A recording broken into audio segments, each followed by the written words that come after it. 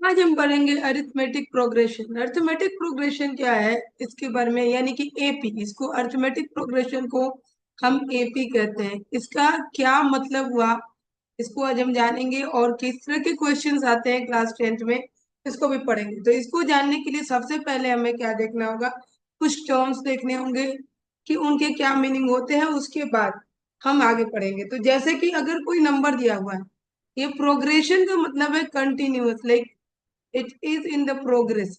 जो भी चीज दिया हुआ है, अगर अर्थमेटिक का मतलब number, so numbers are in the progress. So इससे रिलेटेड जो टर्म है उसके बारे में हम सबसे पहले समझेंगे। मान लीजिए हमने नंबर दे दिया 2, 4, 6, 8, yes, and dot dot dot. So what kind of number is this, क्या हम इसमें देखते हैं कोई पैटर्न दिखाई देता है या नहीं दिखाई देता है। ऐसे ही अगर हमने नंबर ले लिया जिसको हम बोले कि 2 है, देन 4, यस, 2, 4, 16, एंड यहाँ पे आपका 256, ये इस तरह से नंबर दे दिया तो क्या होगा, ये क्या दिखा रहा है। तो क्या यहाँ पे कोई इस तरह का कुछ यहाँ पे डिफरेंस है, जैसे जनरली हम कोई नंबर देखे, या कोई यहाँ पे एक पैटर्न दिखा रहा है। तो जी हाँ, यहाँ पे एक पैटर्न दिखाया जा रहा है। जैसे ये नंबर है, इसमें हर नंबर पे +2 कर दिया गया है। 2 + 2 4, एंड 4 + 2 6, एंड 6 + 2 8। अगर हमसे बोला जाए कि चार और नंबर लिखिए तो हम लिख सकते हैं। अगर +2 करेंगे तो यहाँ 10 हो जाएगा, यहाँ +2 करेंगे तो 12 हो जाएगा। इस तरह से हम आगे का नंबर लिख सकते हैं। यहाँ पे क्या दिया हुआ है कि ये 2, 4, 16, 256 जो भी नंबर दिए गए हैं, ये क्या बता रहा है। तो it is in a sequence in which each number is square of its preceding number. ये इस प्रीसीडिंग एंड सक्सीडिंग नंबर हम जानते हैं ऑलरेडी। तो जो 4 है वो किसका स्क्वायर है, 2 का स्क्वायर है। और जो 16 है वो किसका स्क्वायर है, 4 का स्क्वायर है। और ये 256 जो है वो किसका स्क्वायर है, 16 का स्क्वायर है। तो ये भी एक पैटर्न को फॉलो कर रहा है। यस, ये भी क्या कर रहा है, एक पैटर्न को फॉलो कर रहा है। तो इस तरह का जो पैटर्न हमको दिखाई दे रहा है इसको हम बोलेंगे सीक्वेंस। क्या बोलेंगे, इस तरह का अगर मान लीजिए 1, 2, 3, 4 भी हमने लिख दिया, so this is also in sequence, तो इसको हम क्या बोलेंगे, सीक्वेंस बोलेंगे। यस, तो सीक्वेंस क्या हो गया कि a group of number which are arrange in a definite order. Okay, अगर वो डेफिनिट ऑर्डर में है तो उसको हम क्या कहेंगे, सीक्वेंस कहेंगे। Like one more example I can show, कि अगर हमने यहाँ पे लिख दिया है 1, देन वी आर राइटिंग, अगर हमने लिख दिया 4, देन 4 हो गया, देन 9, देन 9 हो गया, then 16, then 25, and dot dot dot. तो यहाँ पे भी क्या दे रहा है कि ये सब क्या है, स्क्वायर है। ये 1 का स्क्वायर है, ये 2 का है, ये 3 का है, ये 4 का, और ये 5 का। तो 5 का स्क्वायर है, तो आगे के नंबर भी हम जान सकते हैं। तो ये क्या हो गया, ये भी एक सीक्वेंस है। मींस कि अगर ग्रुप ऑफ नंबर को हम किसी ऑर्डर में अरेंज करते हैं, डेफिनिट ऑर्डर में, सो that is called the sequence. Yes, अब इस सीक्वेंस में जो नंबर्स हैं, अब इस सीक्वेंस में जो नंबर्स है, मान लेते हैं हमने यही नंबर ले लिया, तो इस सीक्वेंस में जो एक नंबर है इसको हम इसका एलिमेंट कहेंगे। यस, एलिमेंट कहेंगे। और क्या हम इसको कह सकते हैं, टर्म कह सकते हैं। तो इस सीक्वेंस में कितने टर्म दिए हैं, 1, 2, 3, 4, 5। और यहाँ पे बहुत सारे टर्म हो सकते हैं क्योंकि इसके आगे डॉट है, यहाँ पे एंड नहीं है। ठीक है, तो ये इस तरह से हम नंबर भी दे सकते हैं सीक्वेंस को, यानी कि जो एलिमेंट है, अगर ये फर्स्ट एलिमेंट है या फर्स्ट टर्म है तो इसको हम फर्स्ट टर्म करते हैं। और जनरली इसको हम डिनोट किससे करेंगे, ए से करते हैं। ठीक है, इसी तरह से अगर सेकेंड टर्म है तो सेकेंड टर्म को A2 से करेंगे। अगर थर्ड टर्म है तो थर्ड टर्म को हम A3 से करेंगे। यानी कि 1 हमारा यहाँ पे A हो जाएगा, 4 हमारा A2 हो जाएगा, और ये 9 हमारा A3 हो जाएगा, और जो 16 है A4 हो जाएगा, और ये A5 हो जाएगा। सो लाइक दिस, ये टर्म्स दिए हुए हैं। समझ में आ रहा होगा सबको। यस, तो ये हमारा दो चीज हमने समझ लिया। एक तो हमने समझ लिया sequence, that if the numbers are in a definite order then it will be in, we can say the number in is in the numbers are in sequence, and each and every number of that order or the arrangement is known as what? Element of the group or the term of the group. I believe everybody has clear with this. Okay, now ये तो हो गया. अब क्या है कि अगर number किसी सीरीज में कोई अगर ऑर्डर में नंबर है और they are written in a definite order and following certain rule, then we can say they are in progression. जैसे अभी हमने बोला, अगर हम जनरली 1 2 3 4 अगर लिख रहे हैं तो ये भी क्या है, ये एक ऑर्डर में है और ये बढ़ते जा रहा है. सो दीज नंबर आर और इन द प्रोग्रेशन. ये किसमें है? प्रोग्रेशन में है. ठीक है, क्योंकि एक डेफिनिट ऑर्डर को फॉलो कर रहे हैं. So that is why they are in what is progression. Okay, जैसे कि एक नंबर दिया है 3 7 11 15 एंड इसके आगे डॉट दे दिया गया, तो ये भी क्या है? It is also the progression. क्यों प्रोग्रेशन है? कि ये भी एक डेफिनेट ऑर्डर को फॉलो कर रहे हैं. जैसे 3 एंड +4 कर देंगे तो 7 हो जाएगा, 7 + 4 11 हो जाएगा, और 11 + 4 हमारा 15 हो जाएगा. So they are also showing what? Progression. अब अर्थमेटिक प्रोग्रेशन का मतलब क्या है? That is only arithmetic means number and progression when they are continued in a definite term, definite order, so that will be known as what? Arithmetic progression. I believe सबको ये एकदम बढ़िया से clear हो रहा है. ठीक है, अब इसमें क्या करना है कि इसको अगर हमें सॉल्व करना होगा तो सबसे पहले हमने तो ये जान लिया कि टर्म जो होता है, टर्म को हम डिनोट करते हैं ए से. यानी कि कितने टर्म हो सकते हैं, तो हम nth नंबर ऑफ टर्म की बात कर सकते हैं. ठीक है, n नंबर ऑफ टर्म होंगे तो हम उसको देखेंगे. दूसरा चीज हमारा होता है डिफरेंस, कॉमन डिफरेंस जिसको बोला जाता है. क्या बोला जाता है? Common difference. तो इस कॉमन डिफरेंस को हम अभी जान लें कि क्या होता है. तो जैसा कि हमने बताया कि अगर हमने नंबर दिया है 1 है, 1 के बाद हमने दे दिया 4, 4 के बाद दे दिया, क्या दे दिया हमने 4 के बाद? अच्छा चलिए, 1 के बाद हमने लिया 3, 3 के बाद ले लिया 5, 5 के बाद 7, 7 के बाद 9 एंड डॉट डॉट डॉट. तो यहाँ पे ये 1 में इसी कलर से कर दो. यस, अब क्या है कि ये हमारा ए हो गया, ये हमारा A2 हो गया, ये हमारा A3 हो गया, ये A4 हो गया और A5 हो गया. अब डिफरेंस निकालने के लिए क्या करना होगा कि जो भी नंबर हमारा राइट साइड में है, तो जैसे अगर हम इन दोनों नंबर की बात कर रहे हैं तो ये हमारा राइट में है और 1 हमारा लेफ्ट में. तो कॉमन डिफरेंस को पहले हम डिनोट करते हैं डी से. तो अगर हम कॉमन डिफरेंस निकाल रहे हैं दैट इज डी, तो हमें क्या करना होगा? हमें A2 - A1 या ए करना होगा. A2 - A या A2 - A1 करना होगा. यस, तो ये क्या कहलाएगा? ये हमारा हो जाएगा कॉमन, ये निकल जाएगा कॉमन डिफरेंस. अगर ये सारे नंबर में आ रहा है तो सेम अगर डिफरेंस आ रहा है then the numbers are in the progression, arithmetic progression. तो अगर हमें ये हमारा, अगर इसी तरह से हम यहाँ पे और करें तो यानी कि A3 माइनस हम A2 करेंगे एंड देन A4 माइनस हम A3 करेंगे. तो अगर ये कर रहे हैं और सेम आ रहा है, जैसे करके देखिए हम A2 - A1 यानी कि 3 - 1 इज इक्वल टू 2, A3 यानी 5 - 2 is equal 5 - 3, yes 5 - 3 is equal to 2, and A4 yani 7 - 5 is equal to 2. So we can see the common differences are what? Common difference is D.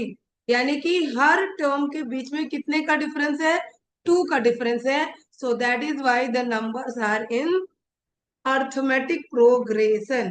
ये हम समझ गए कि ये arithmetic progression में है. ठीक है, अब इसके अलावा और भी बहुत सारे टर्म्स होंगे जिसको हमें जानना होगा. ठीक है, तो उसको जानने के लिए हमें क्या करना होगा कि कुछ फॉर्मूलाज हम देखेंगे और समझेंगे. जैसे हमसे पूछ लिया गया कि nth टर्म निकालिए, nth टर्म. यस, तो nth टर्म के लिए हम क्या करेंगे? फॉर्मूला हमारा होता है nth टर्म के लिए, तो an यानी कि an टर्म हमको निकालना है. हमें नहीं पता है ये कौन सा टर्म है, ऐसे ही कोई नंबर दे दिया जाएगा, बोला जाएगा 24th टर्म निकालिए, 10th टर्म निकालिए और जो भी निकालिए, तो इसका जो फॉर्मूला होता है वो क्या हो जाएगा, ये हो जाएगा ए एन प्लस हो जाएगा यहाँ n-1 और मल्टीप्लाई डी। ये एकदम याद रखना है, ठीक है। अब यहाँ पे अगर हम इसको करते हैं, अगर इसको हम सॉल्व कर लें तो हमें समझ में आएगा। जैसे कि अगर हमारा ये नंबर है, अभी हमने जो लिया नंबर लिया था उसमें हमारा ए कितना है, तो ए हमारा है अगर ए मतलब first term, a is first term, always we have to consider the a. A हम लोगों को जरूर देखना है, तो ए हमारा कितना है, फर्स्ट टर्म है। और इस वाले नंबर में ए कितना है, 1 है। ठीक है, तो हम 1 लेते हैं, ए हमारा 1 है। और हमारा डी कितना है, और डी हमारा है 2। ठीक है, अब हमको निकालना हो, सपोज करिए कि 10th टर्म, अगर हमको 10th टर्म निकालना है, तो 10th टर्म निकालने के लिए हम क्या करेंगे, हम फॉर्मूला डालेंगे और हम यहाँ पे A10 लिखेंगे। Yes, A10 is equal to, this is the same formula, A plus n-1 into d। Okay, n is what, n is the number term, ये nth टर्म है, ये हमारा जो टर्म है वो कौन सा नंबर है, 10th नंबर। यस, तो यहाँ पे हम फॉर्मूला में क्या रखेंगे, हम रखेंगे ए हमारा कितना है 1 एंड प्लस यहाँ पे क्या हो जाएगा 10 एंड -1 और डी हमारा कितना आया है 2। ओके, हम इसको सॉल्व करेंगे तो ए प्लस यहाँ पे क्या हो गया 10 - 1 9 हो गया and 9 into 2, yes that will be equal to 1 plus 9 2 ज़ा 18, ये 18 हो गया और that will be equal to 19। यानी कि जो हमारा 10th टर्म आएगा वो कितना होगा, वो 19 होगा। समझ में आ रहा होगा सबको ये बात। यस, तो यहाँ से हमारा जो एक और फॉर्मूला निकल के आ रहा है कि अगर हमें निकालना है कोई भी ऐसा टर्म, तो हम क्या करेंगे, अगर हमको 4th टर्म निकालना है, सपोज करिए हमको 4th टर्म निकालना है, तो हम फॉर्मूला अब रख सकते हैं, क्योंकि 10th टर्म में क्या आया 9 into डी। यस, एक n-1 यानी 10 - 1 कर दिया, यानी एक पीछे हमें जाना है, तो 4th टर्म निकालना है। तो हम क्या कर सकते हैं, इसके लिए 4th टर्म के लिए हम लेंगे क्या, a प्लस, अगर हम 3d कर दे सीधे, तो ये हमारा एक फॉर्मूला बन के तैयार हो गया।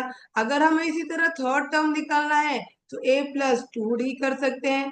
यस, अगर हमें कौन सा टर्म, अगर हमें फर्स्ट, हमें अगर सेकेंड टर्म निकालना है, फर्स्ट टर्म तो हमारा दिया ही होगा, सेकेंड टर्म निकालना है तो हम ए प्लस डी कर सकते हैं, फर्स्ट टर्म ले सकते हैं। और इसी तरह से आपसे कोई भी टर्म पूछा जाएगा, so you are able to answer. अगर हमने पूछ लिया कि 100th टर्म कितना होगा किसी प्रोग्रेशन का, अगर ए और डी पता है, देन ए प्लस 99 डी होगा। So like this we are able to calculate the number of terms in any progression. Okay, तो अगर अगर आपसे बोला गया कि ए पी टर्म कितना है, एबीसीडी के टर्म में बोला गया, तो ए प्लस क्या हो जाएगा, p-1 इंटू डी हो जाएगा। अगर ए का एम टर्म पूछा गया तो ए प्लस m-1 इंटू डी हो जाएगा। अगर यही आपसे यहीं पे बोला गया कि 1000 टर्म, यानी 1000 टर्म पूछा गया, then A plus what is it, like 1000 -1 into d, यानी कि a plus 999 d होगा। आई बिलीव सबको एकदम क्लियर हो रहा होगा और कोई भी इसमें दिक्कत नहीं आ रही होगी, इतना सबको एकदम अच्छे से समझ आ गया होगा। तो अब इसमें हम क्या कर सकते हैं, कुछ क्वेश्चंस भी सॉल्व कर सकते हैं और उसके बाद हम देख सकते हैं कि कितना हमें आ रहा है। चलिए, तो कुछ क्वेश्चन करते हैं हम और उसको देखते हैं। चलिए, तो बिना समय गंवाए, यहाँ पे एक सीक्वेंस दिया हुआ है। ओके, तो सीक्वेंस है हमारा, क्वेश्चन नंबर 1 हम करते हैं। यहाँ पे हमारा सीक्वेंस है 12 8 4 0 एंड डॉट डॉट डॉट। क्या ये एक एपी है, ये एपी है कि नहीं है, ये पूछा जा रहा है। ठीक है, तो इसको हम कैसे करेंगे, तो इसका सबसे पहला टर्म हमारा देख लेना होगा। तो इसमें ए हमारा क्या है, ए इज इक्वल टू 12 है। ठीक है, और ए 2 कितना है, तो ए 2 हमारा 8 है। ठीक है, तो हमें टर्म तो दिखाई दे रहा है, अब इसका हम डिफरेंस अगर निकाल लें तो common difference D is equal to क्या हो जाएगा, a2 - a1। ठीक है, that will be equal to 8 - 12। Yes, 8 - 12 हम करेंगे, that will be equal to -4। हमेशा याद रखना है कि राइट वाले में से हम क्या करेंगे, लेफ्ट वाले को माइनस करेंगे। ये नहीं सोचना है कि ये छोटा है या बड़ा है। ठीक है, इसी तरह से अगर ये हमारा D1 पहला डिफरेंस हुआ, अगर D2 हम कर रहे हैं तो हमारा क्या हो जाएगा, A3 - A2 हो जाएगा, यानी कि 4 - 8 हो जाएगा। That will be equal to how much, -4। Okay, और अगर D3 द थर्ड वाला अगर निकालते हैं तो that will be equal to 0 - 4। Then again हमारा कितना आ रहा है, -4। यानी डिफरेंस हम देख रहे हैं कि -4 का आ रहा है इस सीक्वेंस में, तो ये हमारा अर्थमेटिक प्रोग्रेशन है। इस तरह से हम दिखा सकते हैं कि कोई भी सीक्वेंस जो दिया हुआ है वो अर्थमेटिक प्रोग्रेशन में है कि नहीं है। आई बिलीव सब एकदम अच्छे से सबको समझ आ गया होगा। ओके, अब हमारा जो क्वेश्चन है वो क्वेश्चन क्या होगा कि फॉर द एपी, यहाँ पे क्वेश्चन नंबर 2 अगर हम ले रहे हैं तो फॉर द एपी, एक एपी दिया हुआ है। क्या दिया हुआ है, 7, 15, 15 के बाद दिया हुआ है 23, 23, देन 31, एंड यहाँ पे दिया हुआ है ये write the first term, common difference and next two term. हमें क्या क्या करना है, इसमें फर्स्ट टर्म लिखना है, फर्स्ट टर्म पूछा गया है, कॉमन डिफरेंस पूछा गया है, यस कॉमन डिफरेंस, यहाँ पे कॉमन डिफरेंस पूछा गया है, एंड यहाँ पे और मोर 2 टर्म्स लिखना है, नेक्स्ट 2 टर्म्स, नेक्स्ट 2 टर्म्स, और इसमें हमें ऐड कर देना है, वो भी पूछा गया है। तो इसको भी हम सॉल्व सॉल्व करेंगे। तो सबसे पहले ये तो दिखाई दे रहा है कि इसका जो फर्स्ट टर्म होगा, इसका अगर हम सॉल्यूशन यहाँ पे लिख रहे हैं, सॉल्यूशन यहाँ पे, और इसको हम देखें तो इसका जो फर्स्ट टर्म है वो तो हमें दिखाई दे रहा है, that is equal to 7। Yes, first term हमारा 7 हुआ, एंड कॉमन डिफरेंस क्या हुआ, तो कॉमन डिफरेंस की अगर हम बात कर रहे हैं तो कॉमन डिफरेंस हो जाएगा 7 के बाद 15 है, यानी 15 - 7, ये कितना हो गया, 8 हो गया। एक और हम निकाल के देख सकते हैं, अगर हम करें 23 - 15, 23 - 15, तो ये भी कितना होगा, 8 होगा, यानी हमारा कॉमन डिफरेंस कितना आ रहा है, 8 आ रहा है। ठीक है, तो अगर हमको नेक्स्ट 2 टर्म्स निकालने हैं, नेक्स्ट 2 टर्म्स और निकालने हैं हमें, तो उसके लिए हमें क्या करना होगा, हमें क्या करना होगा, जो लास्ट टर्म दिया हुआ है, अभी हम हमारा जो यहाँ पे दिया हुआ है लास्ट टर्म, दैट इज 31, तो उसमें हम क्या करेंगे, कॉमन डिफरेंस को ऐड कर देंगे। यानी कि अगर हम पहला टर्म निकालना हो तो 31 + 8 करेंगे, तो दैट विल बी 39। अब दूसरा टर्म निकालने के लिए हम 39 + d करेंगे, यानी कि 39 + 8 करेंगे, and that will be equal to 47। तो जो अब हमारा सीक्वेंस यहाँ बनेगा इस क्वेश्चन में, वो 31 के बाद क्या हो जाएगा, 39 हो जाएगा, देन 47 हो जाएगा। आई बिलीव सबको एकदम अच्छे से क्लियर हो रहा है और इसमें कोई भी डाउट किसी को नहीं हो रहा है। एक और हम क्वेश्चन करेंगे और उसके बाद एक्सरसाइज हम नेक्स्ट वीडियो में करेंगे।